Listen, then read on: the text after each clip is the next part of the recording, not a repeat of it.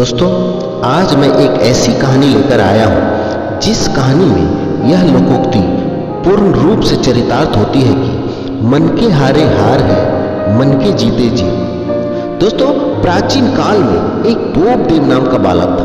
वह पढ़ने में बेहद ही कमजोर व मंदबुद्धि का था। वह पाठशाला तो जाता, परंतु उसे पढ़ाई लिखाई कुछ समझ में नहीं आता। बहुत दिनों तक पाठशाला में रहते हुए भी कुछ सीख नहीं पाए। गुरुजी उसे पढ़ाने लिखाने का बहुत प्रयास करते, परंतु लाख प्रयासों के बावजूद भी उसे कुछ भी समझ में नहीं आता। सभी बच्चे उसकी मूर्खता पर बरदराज अर्थात बैलों का राजा कहकर चिढ़ाते थे। घर बाहर सब जगह उसका अपमान ही होता। जब पाठशाला में उसके काफी वर्ष बीत गए और वह वर्णमाला तक भी सीख न सका, तब उसके गुरुजी ने निराश होकर एक दिन उसे बुलाया और कहा, बेटा, पढ़ाई लिखाई तुम्हारे बस की बात नहीं है। शायद विद्या तुम्हारे भाग्य में नहीं है, इसलिए तुम घर लौट जाओ और हल चलाओ तथा परिवार की सहायता करो। गुरुजी के ऐसा कहने पर उदास मन लिए बोपदेव पाठशाला से निकल गया और मारा मारा फिरने लगा। चलते चलते वह सोचने लगा कि घर जाकर मैं करूँगा क्या? वहाँ भी लोग मुझे चिढ़ाएंगे ही, मेरा तो जीवन ही बेकार है। आखिर मैं इतना कमजोर क्यों हूँ? मुझे कुछ याद क्यों नहीं रहता?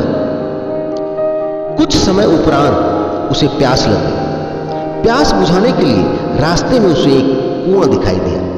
वहां कुछ स्त्रियां पानी भर रही थी। प्यास बुझाने के लिए वह उस कुएं पर गया। वहां पर उसकी नजर कुएं की दीवारों पर पड़ा।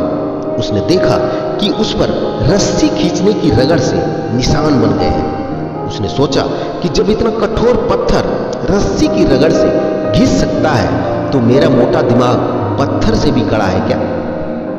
क्या मेरी मोटी बुद्धि लगातार परिश्रम करने से नहीं घिसेगी?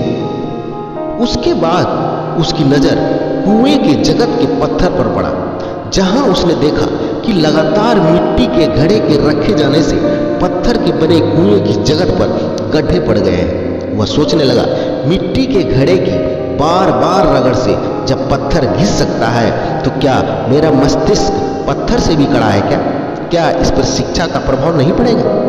इस घटना ने बोपदेव की आंखें खोल दी। वह मन में उत्साह, जोश व एक नए आत्मविश्वास के साथ पुनः गुरुजी के पास वापस गया और बोला, गुरुजी, मुझे एक बार और अवसर दीजिए, मैं अब पढ़ूंगा।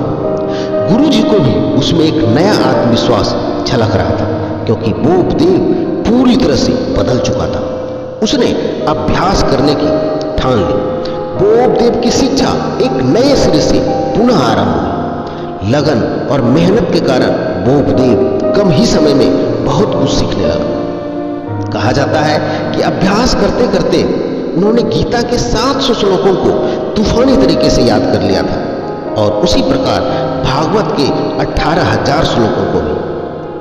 लगातार यही जोश और जज्बा बरकरार रहा, और वही बोपदेव जिसको बचपन में सभी मूर्ख समझते थे, अपनी तपस्या के बल पे आगे चलकर बहुत बड़ा विद्वान बने। इन्होंने कवि कल्पद्रु तथा व्याकरण का प्रसिद्ध ग्रंथ मुक्तबोध की रचना की।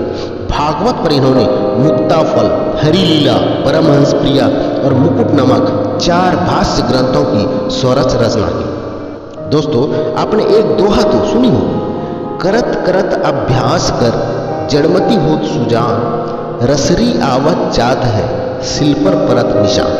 अर्थात लगन व निरंतर अभ्यास एक व्यक्ति को पूर्ण रूप से पारंगत और कुशल बना देता है। धन्यवाद।